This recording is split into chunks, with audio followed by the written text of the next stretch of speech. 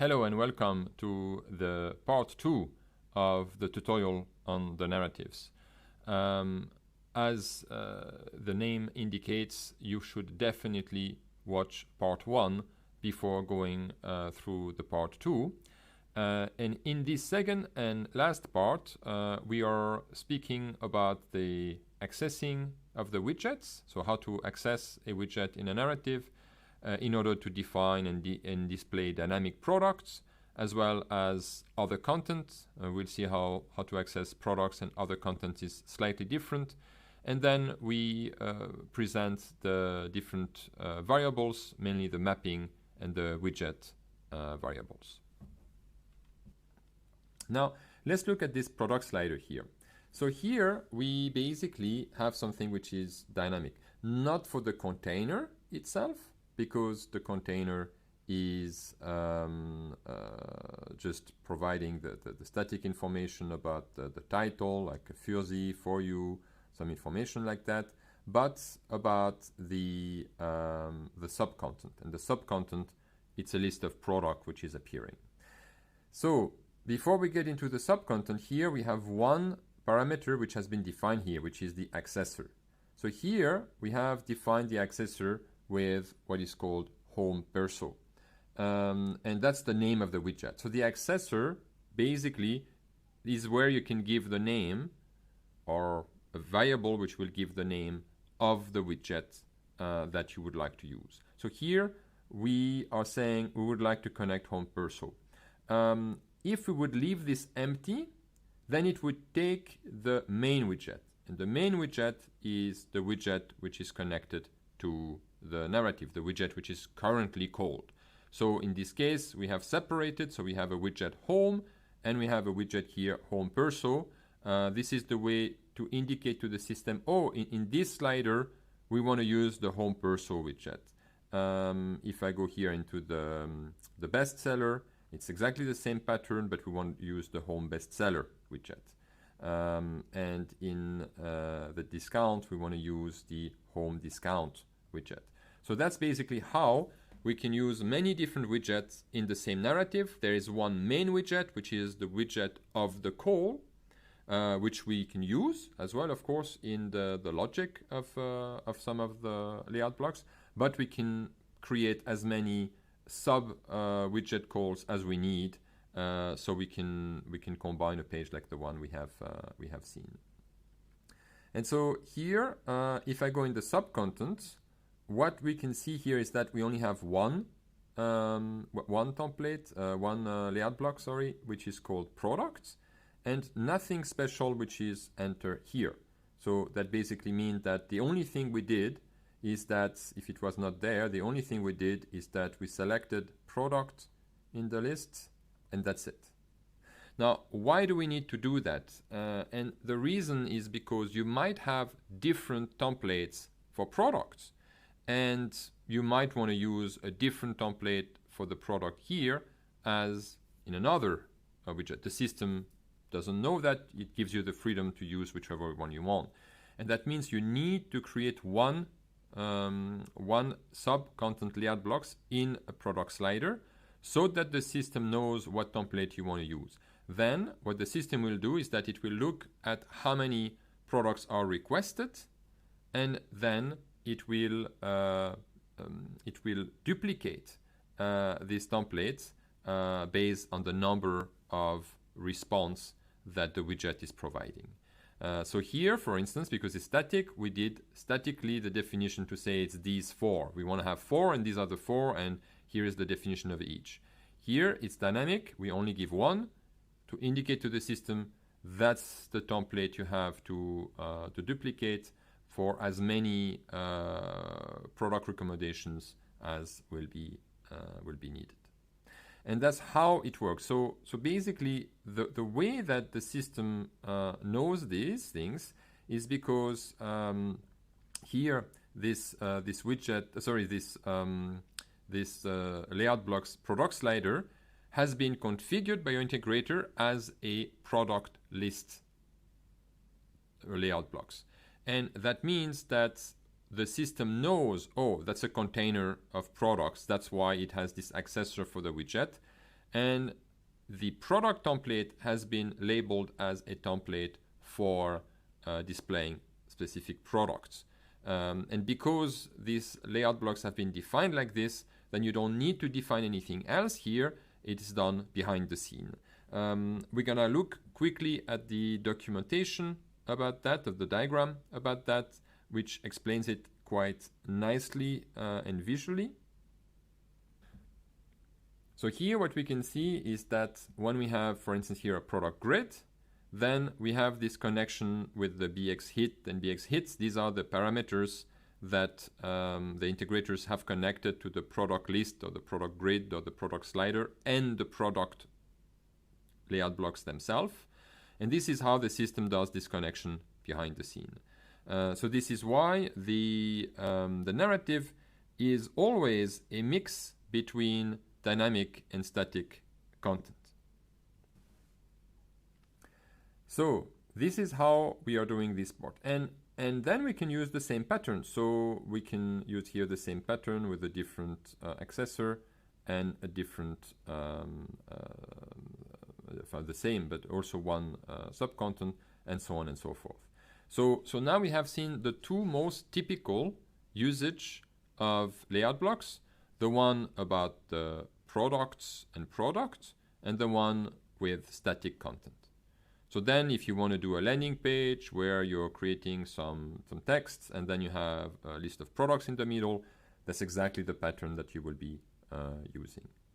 Now let's look at these blog articles. Here what we can see is that we have here also this accessor which has been set, and we also have here the same logic. So actually this is exactly the same. Now it's a blog, so the fact that I selected the CMS blog indicates what type of template I want to show, and the fact that I selected the CMS blog magazine, which is a container of blog, is what defines this logic. So there is no difference between these two cases, except that the blog here use these variables to do the mapping, and that's an important difference between the product and anything else which is dynamic.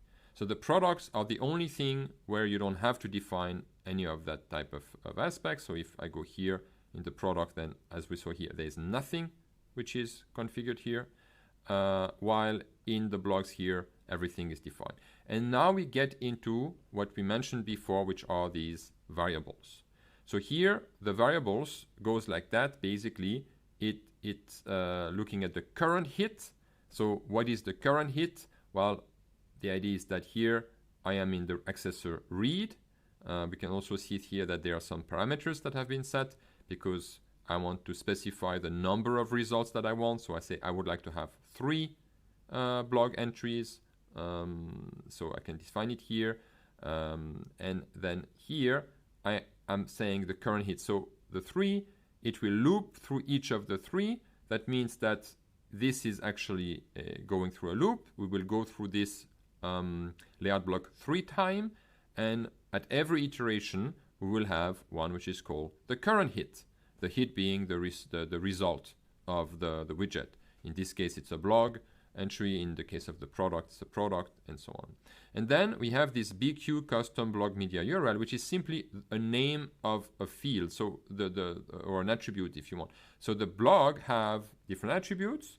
Here a lot of them are called BQ custom simply because we have configured them in BigQuery as custom fields. So this is the prefix that every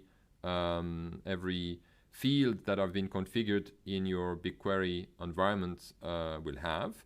So in this case, when we integrated the blog, and then blog media URL, blog title, blog short description, well here the title again, and the rest is static. So you can see here we have a mix between dynamic and static content. That means that the color will always be the same, the intro color will always be the same, the link text will always be the same, and so on, but the URL, the info, the headline, and the image link will be different.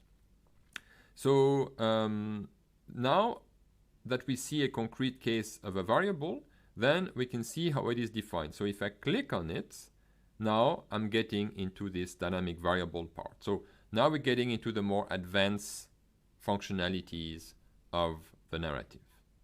So here I have three types of dynamic variables. I have the mapping, the widget, and the script. So here I'm in a mapping case simply because I don't want to call a new widget.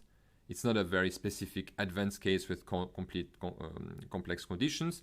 I just want to do a mapping, and I want to map here the hit, because we can either map something about the hit or something which is global to the response. And in the hit, I want to have the current hit. Maybe I would like to get to a hit which is completely somewhere else, but typically we get to the current hit, and then I can select a field. And if I'm not sure how it is called, then I can look for the field through the editor that you have already seen also in the widget, where we can see all of the fields that exist and select one, which is what we want to apply.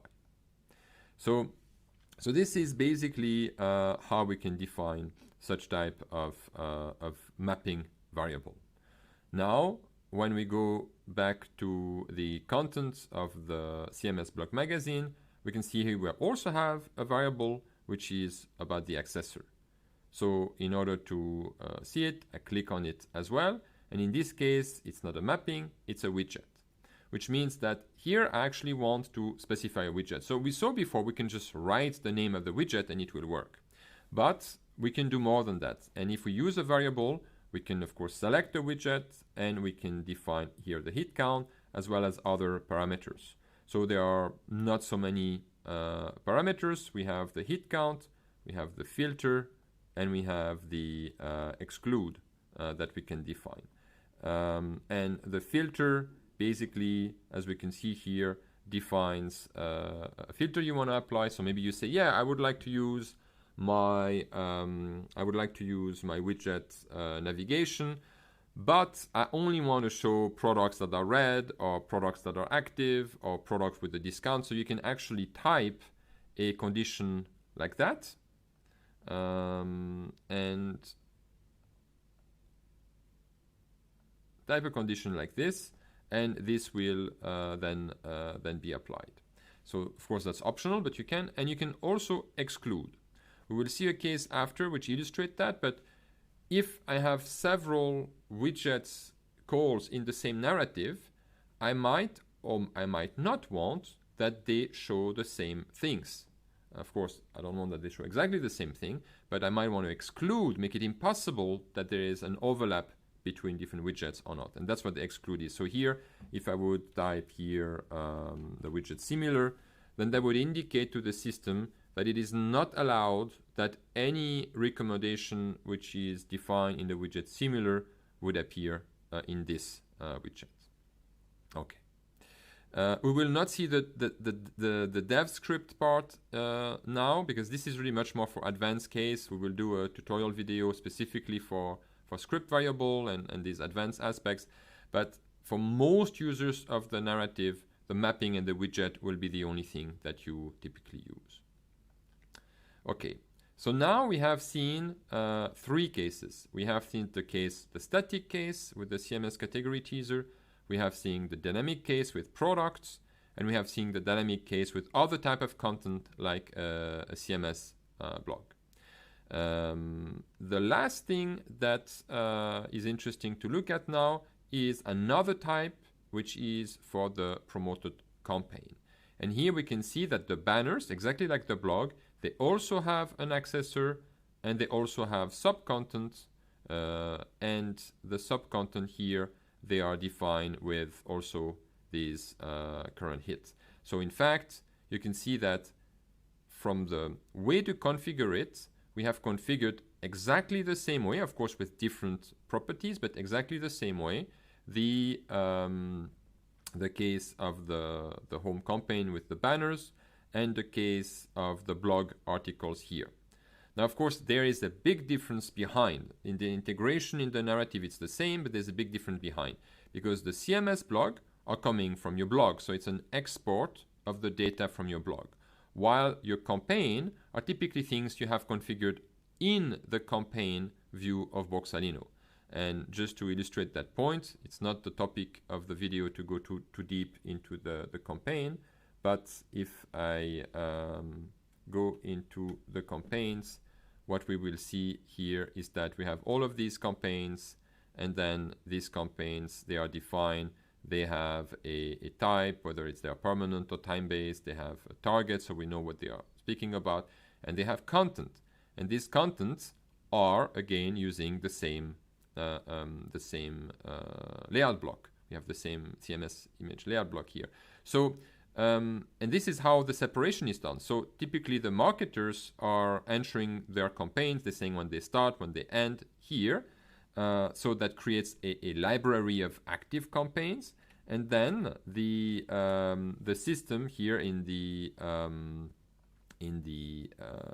narrative will use a widget to retrieve a selection. And of course there we can define in this widget different strategies. So it might select the active campaigns which are the most interesting for you based on your purchases, based on your clicks and so on.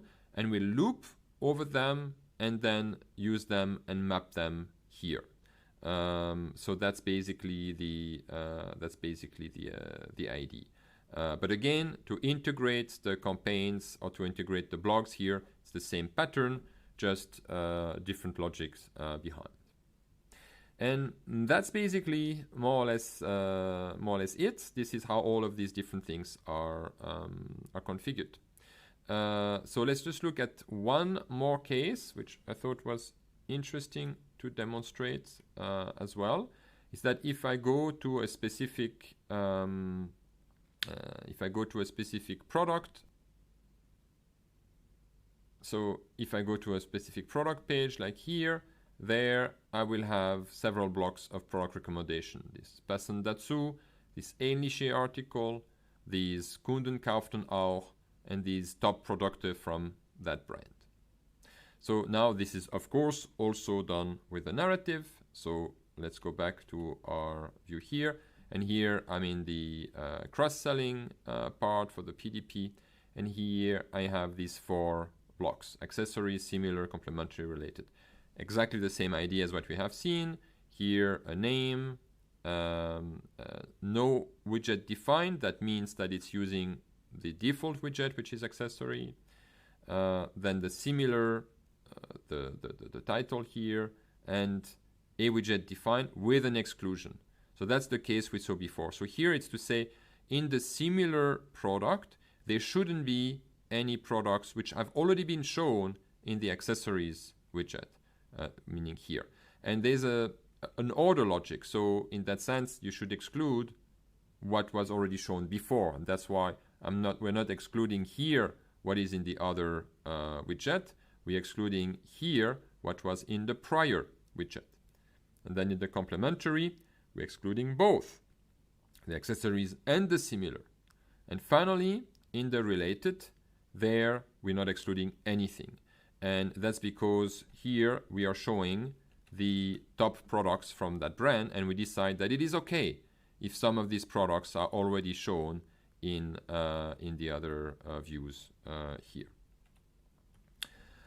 Here we have an example of a complex variable. This is actually how we're retrieving from the context of the PDP the current brand, and this is how the system is showing this this part here.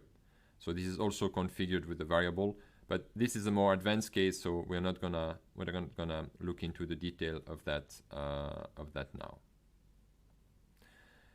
And this would be it for the narrative. So I hope that that was a interesting walkthrough for you, and that gives you some first but still quite complete understanding of what is possible to do with the narrative functionalities of Boxalino.